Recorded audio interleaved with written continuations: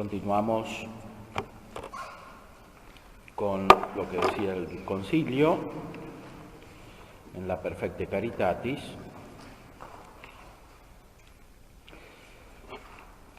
Veíamos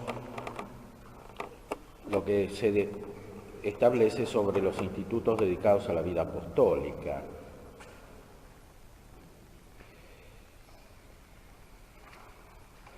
En estos institutos, la acción apostólica y benéfica pertenece a la naturaleza misma de la vida religiosa como sagrado ministerio y obra propia de la caridad que les han sido encomendados por la Iglesia y deben cumplirse en su nombre. Por eso, toda la vida religiosa de sus miembros debe estar imbuida de espíritu apostólico y toda la acción apostólica informada de espíritu religioso. Así pues, a fin de que sus miembros respondan ante todo a su vocación de seguir a Cristo y sirvan a Cristo mismo en sus miembros, es necesario que su acción apostólica proceda de la íntima unión con Él. Este es el punto fundamental. Toda la Iglesia es misionera y todos los miembros de la Iglesia lo son, porque continúan la misión del Verbo y la misión del Espíritu Santo por parte del Padre. Por eso no hay nadie que esté exento de la misión apostólica. Pero cada uno en la Iglesia la vive de una manera diferente y el criterio es siempre interior, no es externo principalmente. Es el impulso interior, es la configuración creciente con Cristo, configuración espiritual, y la configuración o el seguimiento del Espíritu Santo.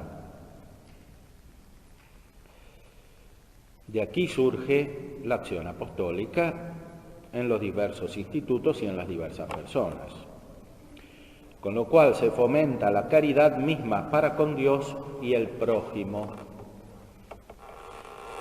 Esta caridad, como dice Santo Tomás, es siempre amistad. La gracia por sí misma es la vida divina y por eso funda la amistad con Dios y con todos los que Dios ama. Dios ama a todos los hombres y los llama a todos a la vida sobrenatural, y por eso la amistad que surge de la gracia es siempre una amistad universal. Esta amistad universal, sin embargo, no excluye las formas más determinadas y más perfectas de amistad interpersonal, porque es una amistad que refleja la que hay entre las personas divinas. Por eso el apostolado se realiza por medio de muchas virtudes, pero todas estas virtudes confluyen en cierta manera en la amistad, que es la que más expresa humanamente la caridad, porque la caridad es amistad. Es una de las orientaciones más profundas que ha dado el Concilio Vaticano II y también es una de las más incomprendidas, porque se ha reducido esta amistad a la mera amistad humana. Y la mera amistad humana es muchas veces contraria a la contemplación y finalmente a la amistad divina. La amistad humana cuando está separada de la gracia. Ahora, cuando la amistad está fundada sobre la gracia, dice incluso Santo Tomás en la Secunda, en la cuestión 114, que es una virtud especial llamada amistad o afabilidad. Según que se ha explicado, como la virtud se ordena al bien, donde hay una razón especial de bien, debe asimismo haber una virtud especial. Pero el bien consiste en el orden, como dijimos antes, y es necesario que exista un orden conveniente entre el hombre y sus semejantes en la vida ordinaria, tanto en sus palabras como en sus obras. Es decir, que uno se comporte con otros del modo debido. Es preciso, pues, una virtud que observe este orden convenientemente y a esta virtud la llamamos amistad o afabilidad.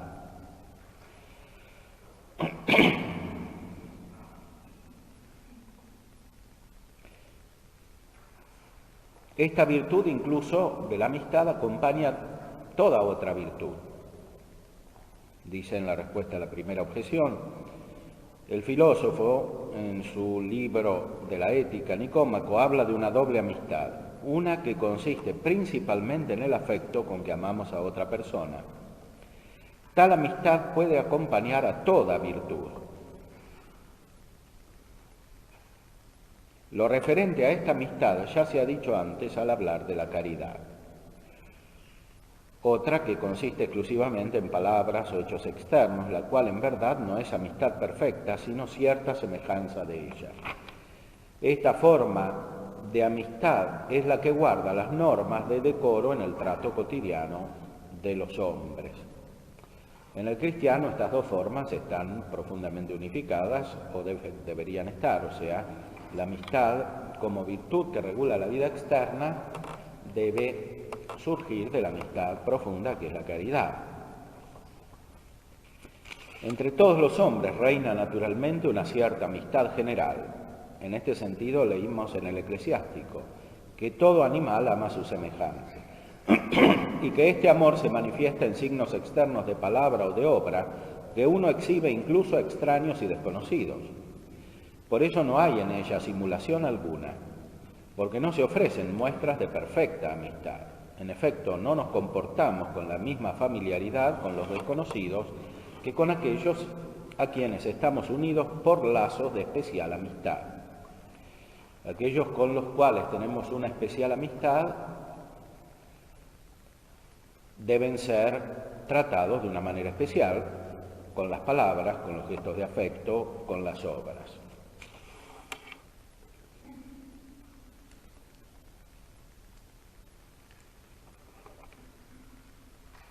El corazón de los sabios está donde existe la tristeza, pero no porque intente entristecer al prójimo.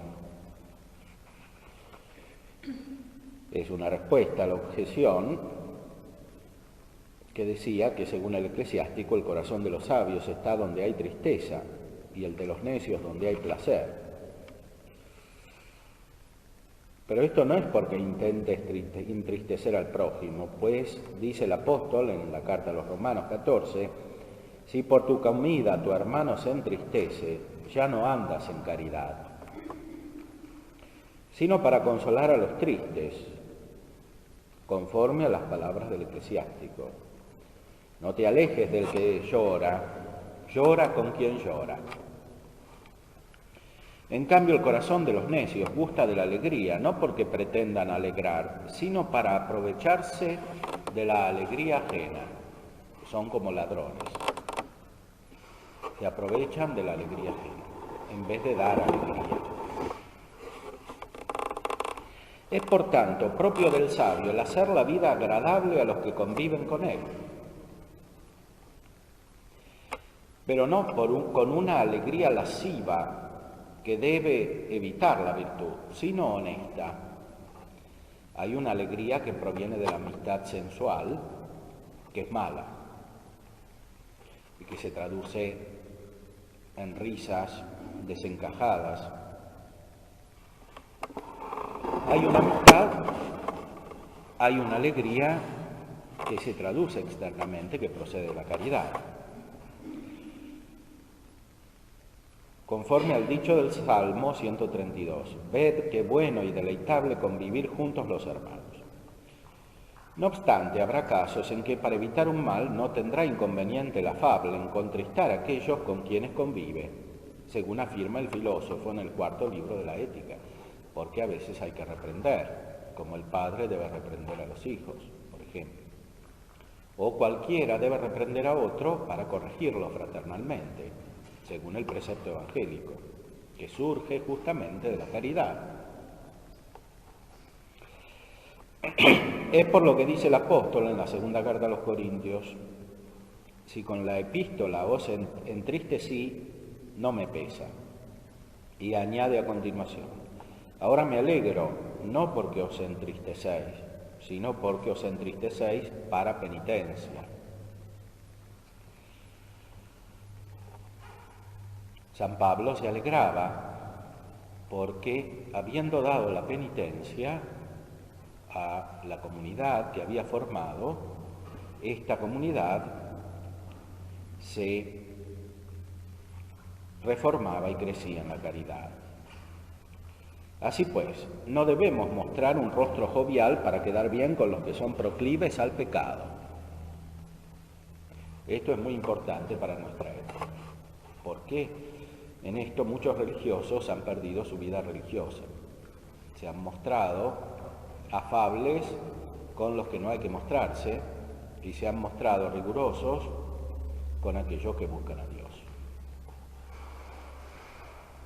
En cambio, debe ser muy al revés, sobre todo en esta época.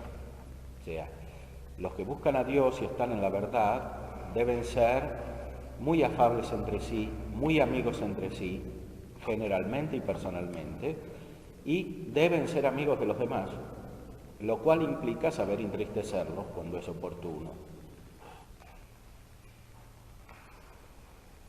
Así pues, no debemos mostrar un rostro jovial para quedar bien con los que son proclives al pecado, no sea que parezca que condescendemos con sus vicios y de alguna forma les demos excusa para seguir pecando. Por eso mismo leemos en el Eclesiástico: ¿tienes hijos? Vela por su honra y no les muestres un rostro demasiado jovial.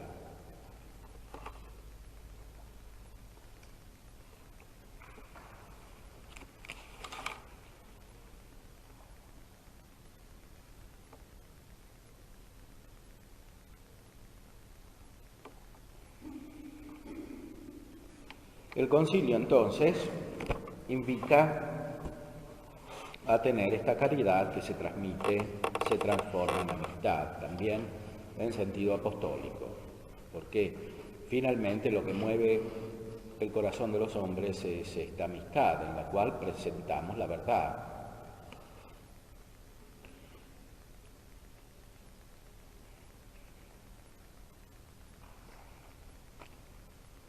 Y después viene una observación muy importante sobre la vida monástica, que es en cierta manera como la vida religiosa por excelencia.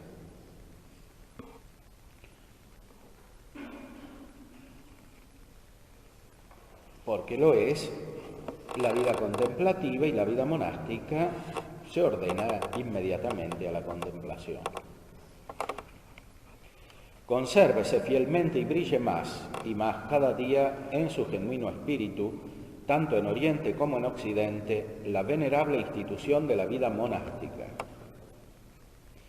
que en el largo curso de los siglos ha adquirido méritos preclaros en la Iglesia y en la sociedad humana. El oficio principal de los monjes es rendir a la Divina Majestad un servicio a la vez humilde y noble dentro de los muros del monasterio. Ora se consagren íntegramente en vida retirada al culto divino, ora emprendan legítimamente algunas obras de apostolado o de caridad cristiana. Por eso la vida monástica no se identifica con la clausura, porque puede haber, más aún, debe haber monasterios en los cuales haya vida apostólica.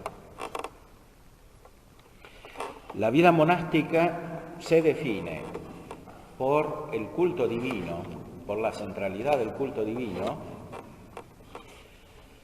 y consecuentemente por la centralidad de la contemplación, a la cual se ordena inmediatamente el culto divino.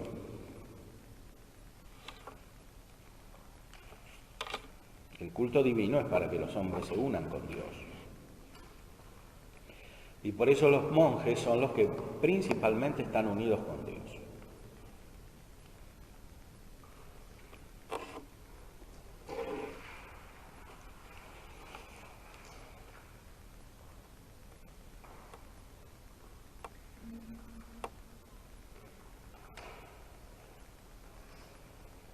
Es parte de la tradición que la vida monástica se realice en el monasterio, es decir, en una casa determinada.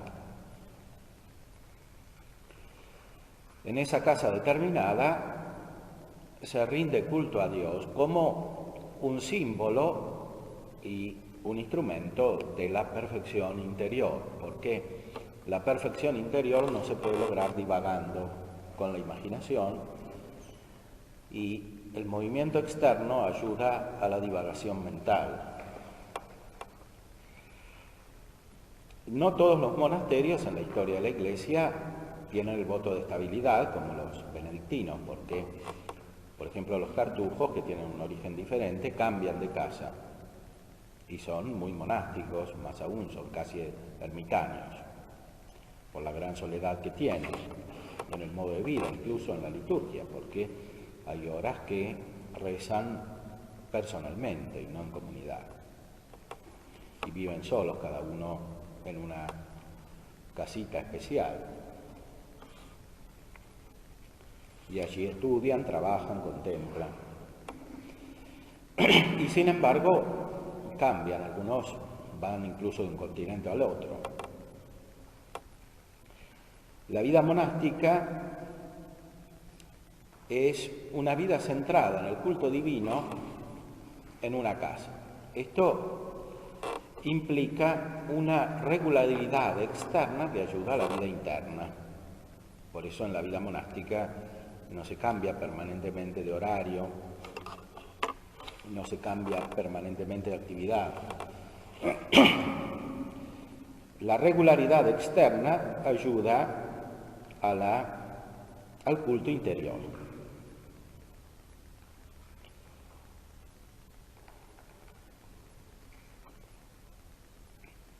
Manteniendo pues el carácter de su propio instituto, renueven las antiguas tradiciones benéficas y adáptenlas a las actuales necesidades de las almas, de suerte que los monasterios sean como semilleros de edificación del pueblo cristiano.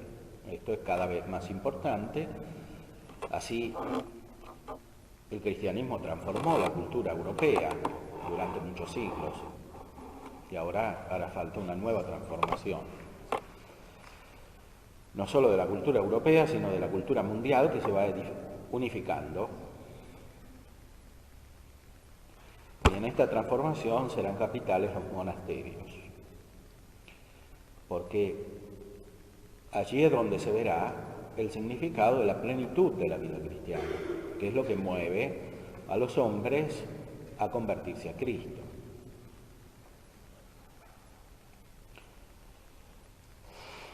Por eso es muy importante custodiar el carácter monástico.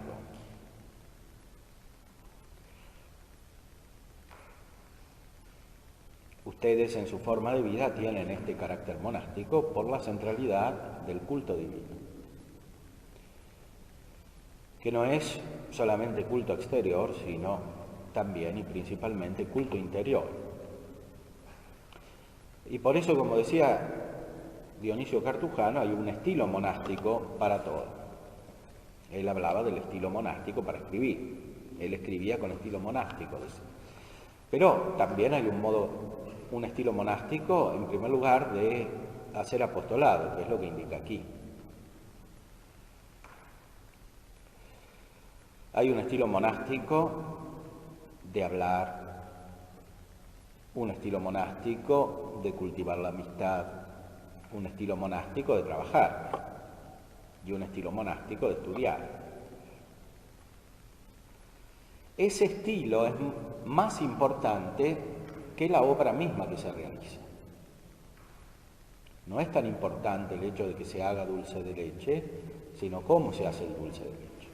Porque en algunos monasterios contemplativos, teóricamente, pueden perder la vida contemplativa o la contemplación no tanto por la actividad que hacen, sino por cómo la hacen.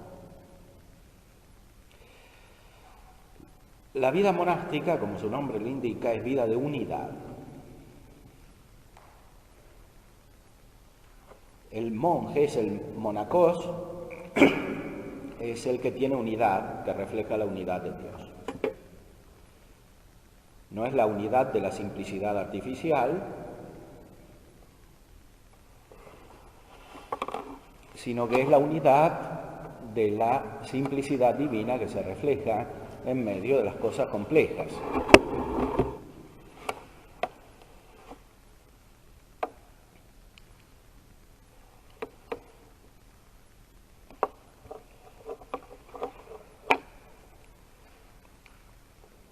La prioridad, según el concilio, tiene que estar en la observancia monástica. Esa es la que regula la forma de apostolado y no al revés. No es el apostolado el que regula el modo de la vida monástica. Por eso dice, respecto de otro tipo de institutos religiosos que no son tan estrictamente monásticos. Igualmente, las religiones que por regla o instituto unen íntimamente la vida apostólica con el oficio coral y las observancias monásticas, de tal forma ajusten su manera de vivir con el apostolado que les conviene, que mantengan fielmente su forma de vida, como quiera que se dé en bien extraordinario de la Iglesia. Por eso, no se puede perder fácilmente la observancia monástica. Hay que adaptar el apostolado a la vida monástica. Esto en las circunstancias contemporáneas supone que el apostolado que se realiza es de naturaleza más intelectual, que es de naturaleza más universal, porque es el apostolado que se adapta mejor a la vida monástica. El apostolado que supone demasiada dispersión externa, demasiados viajes, demasiadas reuniones, etcétera, no se adapta bien a la vida monástica, no la expresa bien. Y de hecho así sucedió en la historia, por eso los monasterios regeneraron la cultura a través de una acción principalmente intelectual. Los grandes teólogos fueron monjes e incluso Santo Tomás y San Buenaventura pertenecían a órdenes que, aun siendo apostólicas, conservaban las observancias de la vida monástica, el oficio coral, etc.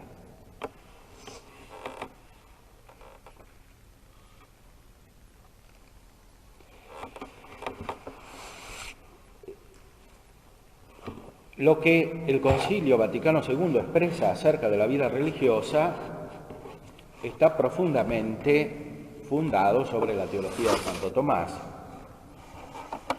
Y por eso es muy importante considerar lo que Santo Tomás dice acerca de la vida religiosa. Un signo de esto es lo que se escribe en el libro de Monseñor Paul Philippe, que era secretario de la Congregación de los Religiosos en el tiempo en que se hizo el Concilio Vaticano II.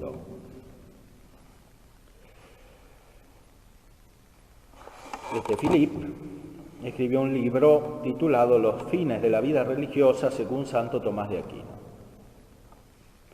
Leyendo este libro y comparándolo con el decreto Perfecte Caritatis del Concilio Vaticano II, se ve una gran correspondencia. Evidentemente, lo que quería decir el concilio estaba profundamente radicado en la teología tomista.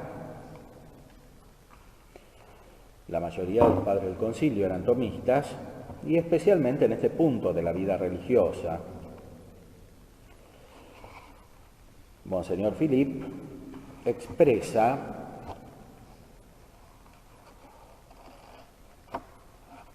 su sentido profundo.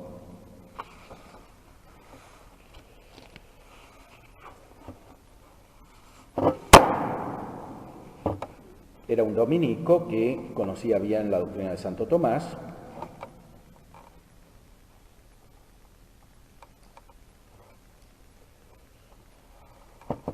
y trata muy bien el punto de la relación entre la vida contemplativa y la vida apostólica. No solamente porque lo profundiza en Santo Tomás y porque era dominico y teólogo, sino porque, siendo secretario de la Congregación para Religiosos, tenía la experiencia de las problemáticas de las órdenes religiosas en el siglo XX. Y por eso el Concilio Vaticano II quiso poner un orden muy profundo en la vida religiosa y orientarla muy profundamente. El resultado fue bastante caótico, lamentablemente, pero no por culpa del concilio, sino de aquellos principalmente que debían recibirlo y también de aquellos que debían ayudar a actualizarlo, a realizarlo. Dice en este libro de los fines de la vida religiosa: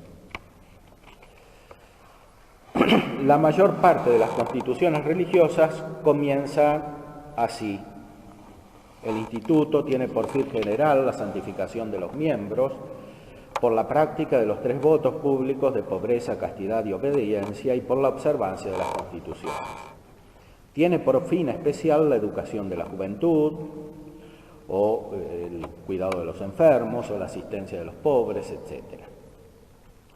Todo instituto de vida activa o apostólica se propone entonces 2 fines: la santificación personal de los religiosos o de las religiosas que lo componen y una obra de apostolado.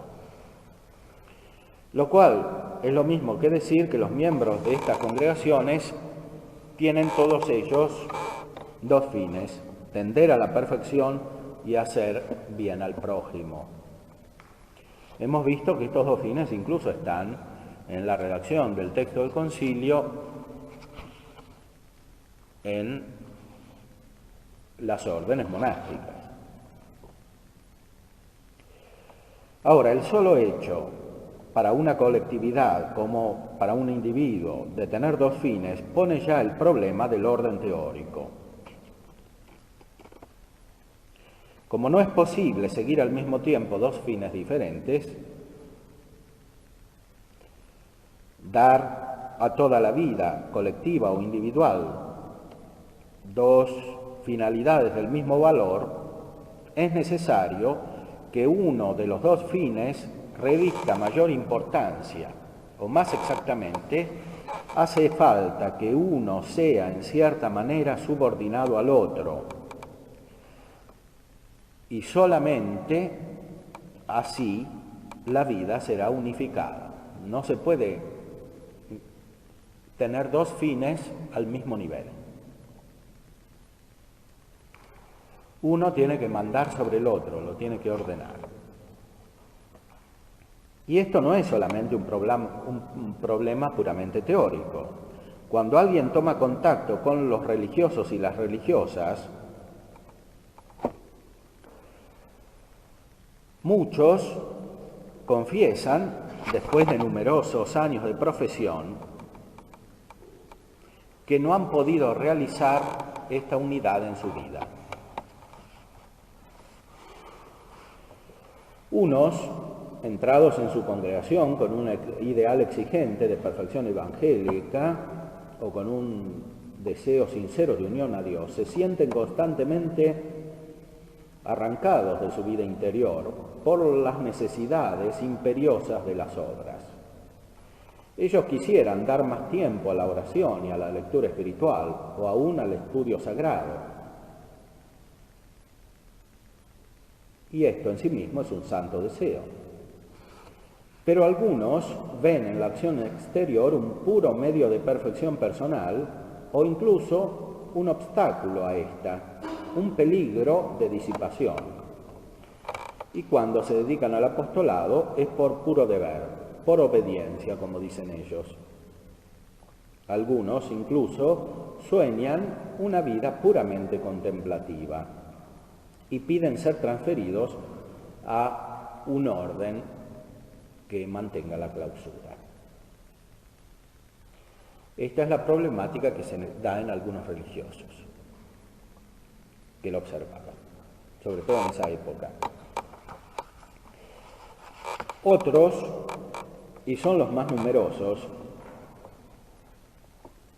han sido como asimilados por las necesidades de las almas que les han sido confiadas. El contacto con las miserias del mundo los ha afectado profundamente y ellos quisieran consagrarse a su apostolado hasta el límite extremo de sus fuerzas. Las restricciones impuestas por sus constituciones y por sus superiores les pesan y les parecen incluso incomprensibles. Ellos desean que los tiempos de oración y de recogimiento se acorten, que las observancias sean más ligeras y que toda la vida regular se adapte a las exigencias actuales de las obras. Algunos ven en el don de sí a los otros, en las fatigas del apostolado, en la acción misma, el medio de santificación propio del apóstol que debería reemplazar poco a poco las observancias de los tiempos pasados, inspiradas en una concepción demasiado contemplativa de la vida religiosa. Si todos estos no alcanzan a profesar lo que el Papa Pío XII llamaba la herejía de la acción, en la Constitución Menti Nostre de 1950, muchos no ven su vida religiosa sino en función de su apostolado. A las religiosas que están en los hospitales o que enseñan, les dicen que son religiosas para ser mejores enfermeras o educadoras. En breve, subordinan el fin general de la vida religiosa al fin especial del instituto. Nos encontramos entonces frente a dos actitudes opuestas, dictadas por dos concepciones diferentes de las relaciones entre los dos fines de la vida religiosa. Mientras que unos ven en las obras un medio para ejercitar la virtud y santificarse, los otros hacen de su santificación en la vida religiosa un medio al servicio de su apostolado. En los dos casos, un fin está sacrificado al otro, porque el orden natural que existe entre ellos ha sido desconocido. Pero, como este orden objetivamente permanece y se expresa en las constituciones, desconocerlo no es una solución. Y entonces no hay nada de asombroso que tantos religiosos y religiosas dedicados a las obras no lleguen a poner unidad en su vida. Y esto es un problema muy serio, porque si no se pone unidad en la vida, no se cumple la finalidad de la vida religiosa, que es radicalmente monástica. Es decir, que pone unidad en la vida porque es estado de perfección y la perfección se da en la unidad, que es unidad espiritual, no unidad externa principalmente, ni mera unidad psíquica de uno que está tranquilo con una actividad. Es una unidad espiritual que después configura la vida psíquica, en el sentido natural. Dice el autor, que es un autor muy autorizado, porque estaba a cargo de la Secretaría de la Congregación de Religiosos en ese momento clave de la renovación de la vida religiosa. Este problema de los dos fines de la vida religiosa se pone también para los miembros de los institutos seculares y puede ser de una manera todavía más aguda, es decir, los que viven en el mundo. Esto también se pone, por supuesto, en la vida sacerdotal, en los sacerdotes diocesanos. Es un problema que en el fondo es general y aquí trata de dar las soluciones a la luz de los principios de la teología de Santo Tomás. Dice, en su tratado del estado religioso, el doctor Angélico nos ofrece una solución que corresponde a la verdadera noción de los fines de la vida religiosa. Por eso, para entender bien el texto del concilio, hay que conocer muy bien lo que dice Santo Tomás sobre la vida religiosa, no solo en la Suma Teológica, sino también en los otros opúsculos que cita el autor aquí, Contra impugnantes Dei cultum, De perfectione vitae spiritualis, Contra pestiferam doctrinam retraentium hominum a religione.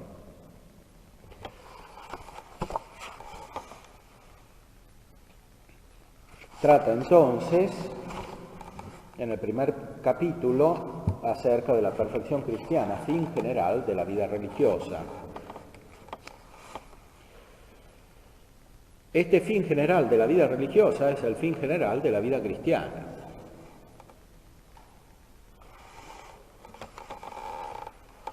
Que consiste en la perfecta caridad. Los consejos se ordenan a la perfecta caridad. Son medios, dispositivos para alcanzar la perfecta caridad, que es la perfección. Incluso en esta vida, la misma contemplación es un medio para alcanzar la perfecta caridad, porque todavía no tenemos la contemplación, que es el fin, o sea, la beatitud, la cual está completada por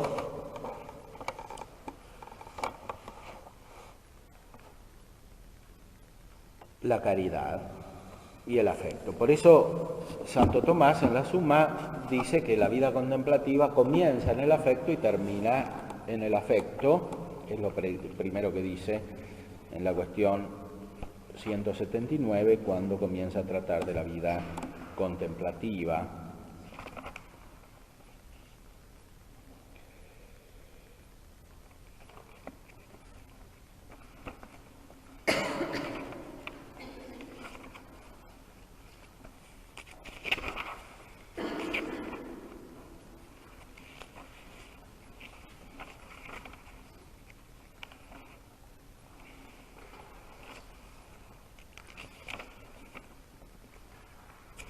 En el artículo primero de la cuestión 180 se pregunta si está la vida contemplativa relacionada solo con el entendimiento y no con el afecto.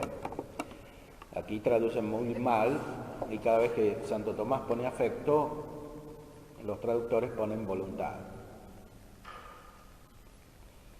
Ahora, la palabra es inadecuada porque la palabra afecto significa la pasión, significa la recepción de los dones divinos.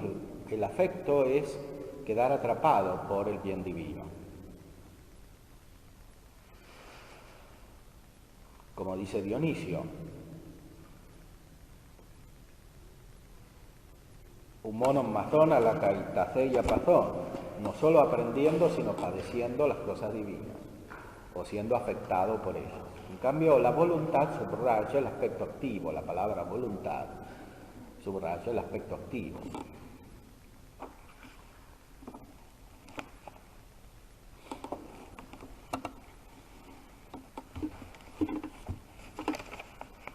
Como dijimos antes, se llama contemplativa la vida de aquellos que se dedican principalmente a la contemplación de la verdad. Por otra parte, la intención es un acto de la voluntad o del afecto, como quedó dicho, porque dice relación con el fin, que es el objeto de la voluntad. Por eso la vida contemplativa, en cuanto a la esencia de la acción, pertenece al entendimiento. Pero en cuanto al impulso para ejercer tal operación, pertenece al afecto, el cual mueve todas las demás potencias, y al mismo entendimiento hacia su acto.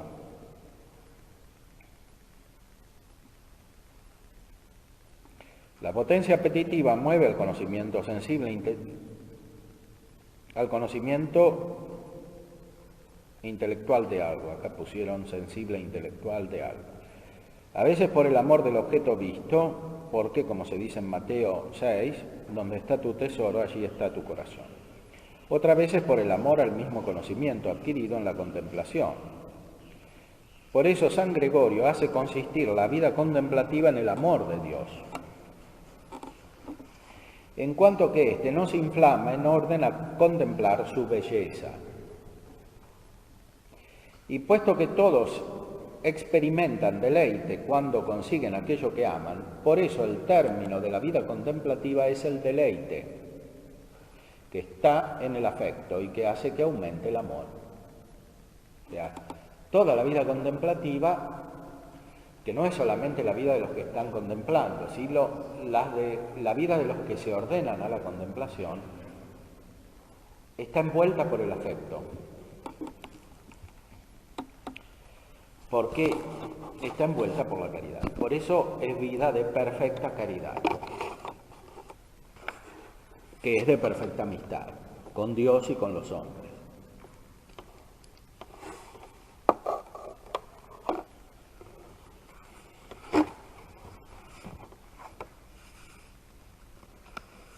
Dice el autor, Philippe, la perfección de la vida cristiana aquí abajo consiste entonces en un acto de voluntad y no en un acto de inteligencia, en un acto de amor sobrenatural que nos une con Dios, fuente de toda perfección, y nos lleva así hacia Él, nuestro fin último. Es por la caridad que estamos ordenados a la vida futura, a la beatitud eterna.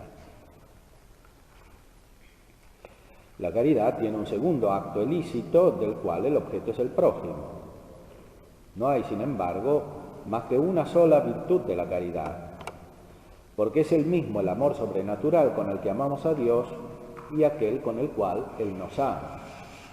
En el prójimo nosotros amamos todavía a Dios y algo de Dios, y nosotros lo amamos para que Dios esté en él. La caridad hacia Dios es entonces causa y fin de la caridad hacia el prójimo. Esto significa que las obras apostólicas son auténticas cuando producen un aumento de caridad. Ahora, esto en la práctica significa que producen un aumento del afecto hacia Dios y que producen, por lo tanto, un aumento de la contemplación. Y este es el criterio para discernir. No es un criterio principalmente externo, es un criterio espiritual, sobrenatural, que enseña muy bien San Ignacio, por ejemplo, en los ejercicios espirituales, de una manera sobrenatural. Lo externo debe adecuarse al interno. Y por eso dice el concilio que es necesario ir a todos los miembros de la comunidad religiosa, porque hay que ver a dónde mueve la caridad que los une a todos.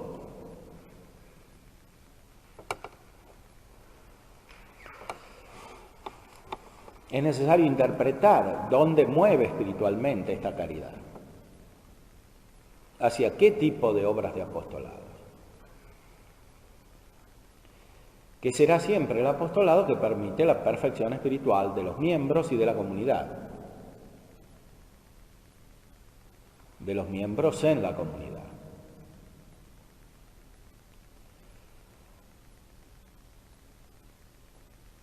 Es claro que en la vida moderna esto se realiza de una manera cada vez más espiritual. ¿Por qué? No se puede llegar a todos los hospitales, no se puede llegar a todas las villas miserias, no se puede llegar a todos los enfermos, a todos los que necesitan cualquier tipo de asistencia. Debe realizarse de una manera cada vez más espiritual, porque hay otro modo de llegar según el carisma propio de los laicos, que es el de la vida secular. La secularidad es un carisma también. Hay que tener un carisma especial para ser laico. O sea que la vida en el mundo no te perturbe el amor de Dios y la vida contemplativa. Por eso, en cierta manera, hacen falta más signos para ser laico que para ser religioso.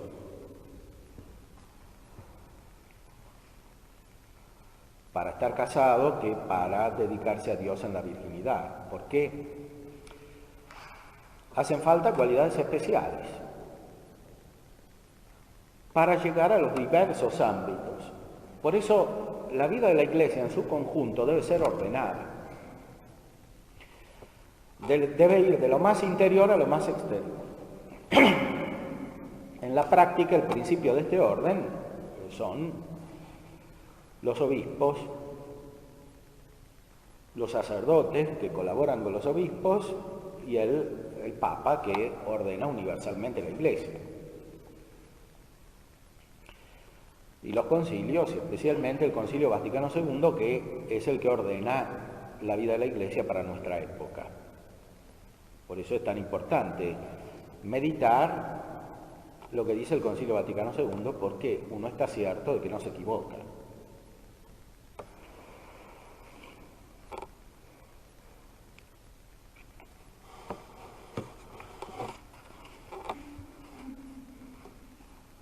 Dice el autor, Philippe, la caridad no sería verdadera si ella no impulsara a hacer por Dios lo que Él espera de nosotros.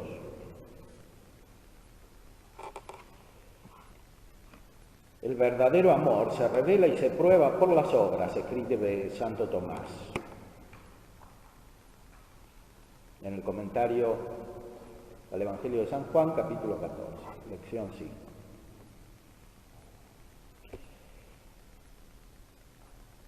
Illa vera dilectio quae se prodit et probat in opere, porque por la exhibición de la obra se manifiesta la dilección. Dado que amar a alguien sea querer para él el bien y desear las cosas que él quiere, no parece que verdaderamente ame el que no hace la voluntad del amigo, ni ejecuta las cosas que sabe que él quiere.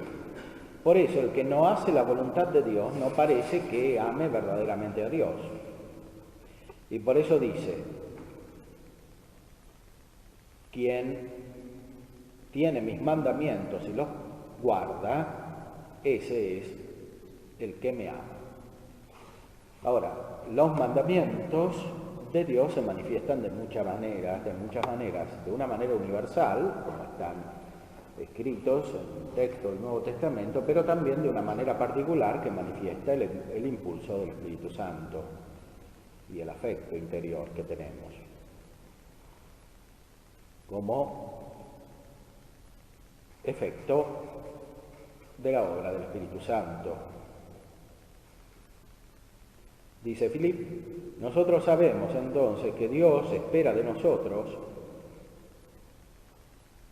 sabemos entonces lo que Dios espera de nosotros para probarle nuestro amor, es que observemos sus mandamientos. Los preceptos nos prohíben, en efecto, hacer todo aquello que impediría la caridad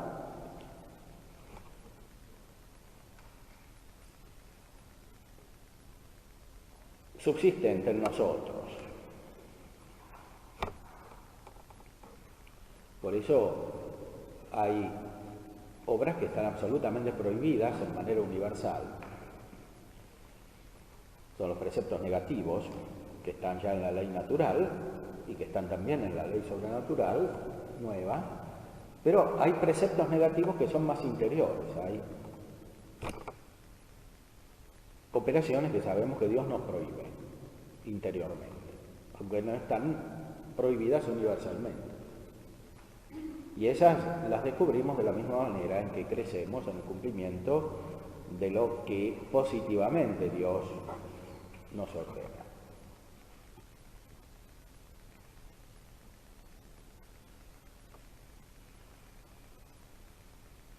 La caridad impera los actos de todas las virtudes, ordenándolos a sus fines propios.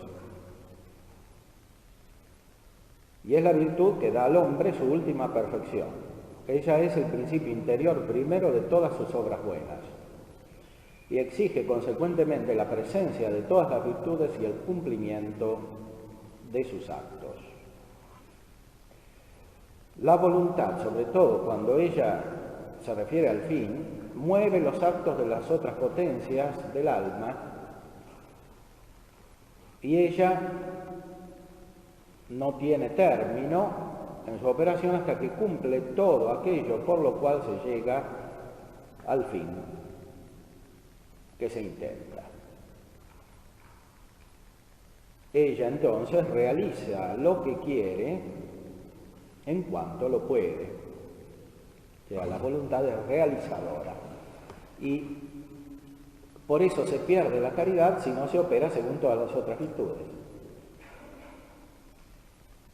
con el orden intrínseco de las virtudes. Las virtudes intelectuales dentro de la naturaleza humana ordenan a las virtudes prácticas.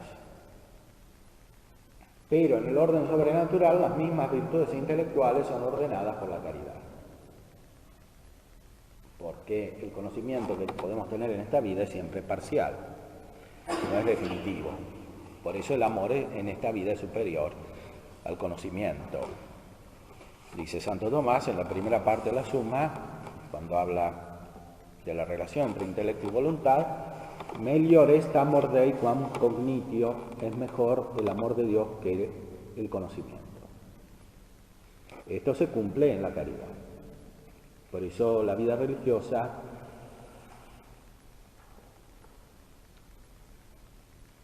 es vida de perfecta caridad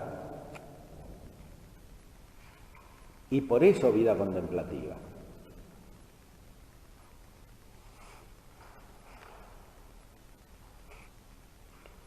Prevalece la caridad sobre el tipo de vida contemplativa. Es lo que ordena definitivamente. El afecto envuelve el conocimiento y envuelve, por tanto, todos los actos de la vida práctica que se ordenan naturalmente al conocimiento. Todo lo que se obra éticamente, políticamente, está ordenado a la felicidad contemplativa, como ya decía Aristóteles. Es así que el amor se prueba por las obras, según una fórmula de San Gregorio el Grande, el Magno, que Santo Tomás retoma muchas veces. Probatio dilectionis exhibitio est operis. La prueba de la dilección es la manifestación de la obra. Por eso no puede haber vida cristiana, no puede haber perfección cristiana sin vida virtuosa, no puede haber caridad sin obras. Santo Tomás muchas veces retoma la palabra de San Pablo: fides per dilectionem operantem, la fe que obra por medio de la dilección o de la caridad. Está en la carta de los Gálatas.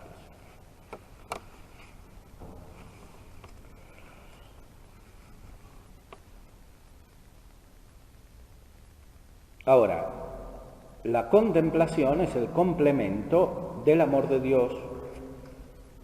¿Eso qué quiere decir entonces? La caridad no puede estar sin las obras, significa que crecientemente la caridad no puede estar sin la contemplación, porque aquí la caridad es formal respecto de todas las operaciones, de las cuales la primera es la operación, la contemplación, el conocimiento de Dios.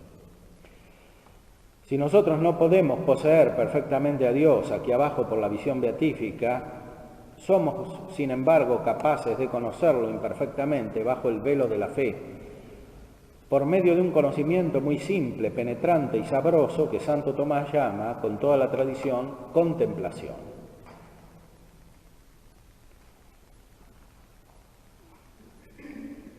Esta palabra hay que usarla adecuadamente porque hay que distinguir la contemplación en el sentido pleno cristiano de la teoría griega, que es buena, pero no es lo mismo que la contemplación cristiana, porque la teoría griega es simplemente el término de la operación práctica, en cambio la contemplación cristiana está toda envuelta por el afecto, o sea, comienza en la caridad y termina en la caridad.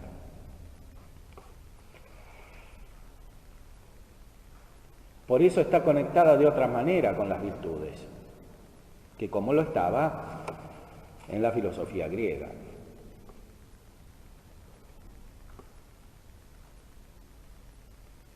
Este conocimiento es inseparable del amor. ¿Cómo pretender, en efecto, que se ame verdaderamente a un amigo si no se desea conocerlo íntimamente? Así las almas que aman verdaderamente a Dios están inclinadas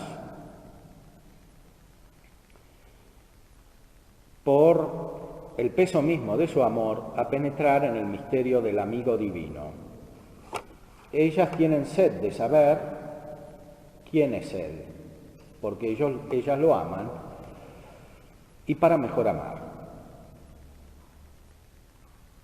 Y entonces, agrega Santo Tomás, es propio de la amistad conversar con el amigo. Ahora, la conversación del hombre con Dios se hace por la contemplación.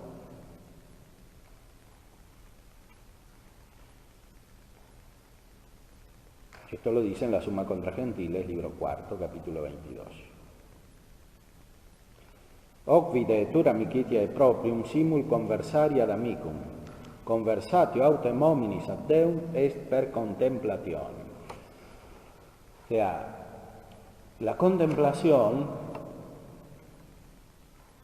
no es lo mismo que la consideración de la verdad teórica, es amistad con Dios, una amistad que se realiza en el encuentro de las inteligencias, como toda amistad. El fundamento último de la amistad, también entre nosotros, es el encuentro entre nuestras inteligencias.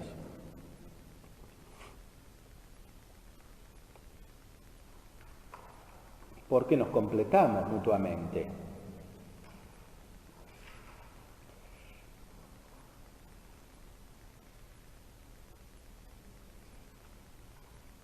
Respecto de Dios, evidentemente, este diálogo es recibir lo que está en la inteligencia divina. Y sin embargo, Dios, en cierta manera, quiere recibir lo que está en nuestra inteligencia cuando se lo manifestamos por medio del amor. Y lo que está en nuestra inteligencia es lo que Él mismo nos dio. Es una circulación en la cual Dios es feliz porque comunicó lo que tiene.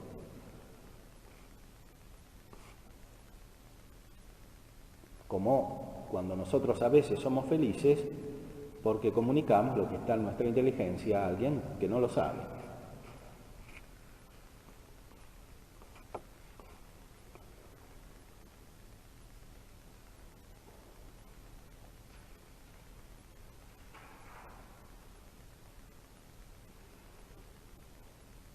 El amor busca la presencia del ser amado para permanecer en él.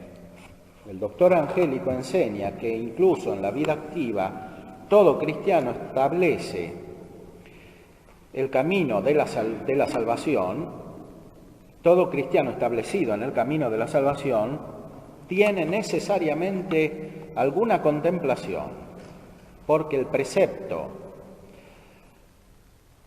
reposad y considerad que yo soy Dios se dirige a todos.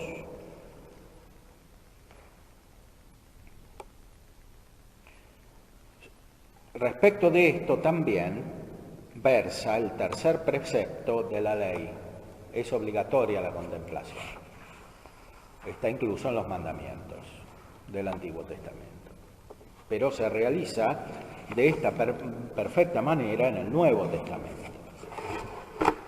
Para Santo Tomás, la contemplación forma parte de la perfección cristiana sobre la tierra.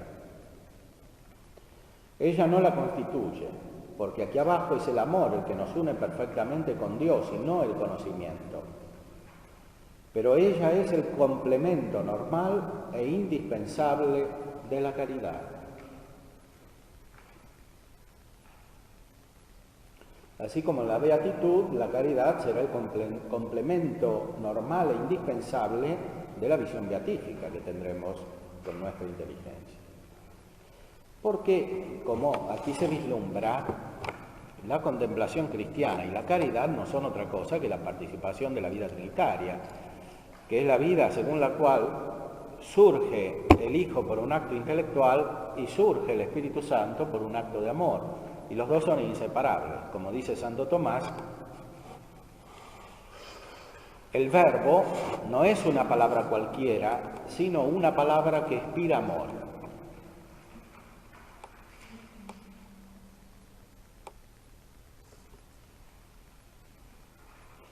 Y esto se refleja en toda la vida cristiana, en primer lugar en la contemplación, pero también en el apostolado. El apostolado que se da principalmente por la palabra, como una palabra que inspira amor, que está unida con el amor. Y este es el estilo monástico del cual hablaba Dionisio Cartesano.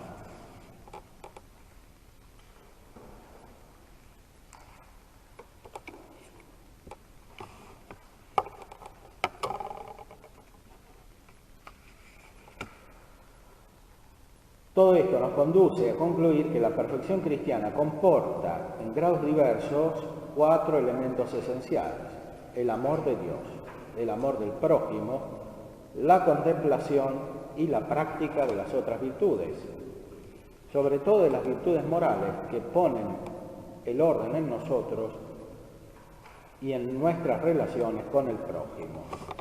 La práctica de las virtudes morales está ordenada a la contemplación y a la caridad. Y la vida contemplativa misma tiene por fin la unión de amor con Dios. Inversamente, la contemplación y la práctica de las virtudes morales, como también el amor del prójimo, son efectos y obras del amor de Dios. En una palabra, y aquí cita a Santo Tomás en la cuestión 23 de la Secunda Secunde, en una palabra, la caridad es la vida del alma, como el alma es la vida del cuerpo. Formaliter caritas est vita animae, sicut et anima corporis. La caridad es la vida del alma. Tal es la perfección cristiana, toda dirigida por la caridad hacia Dios y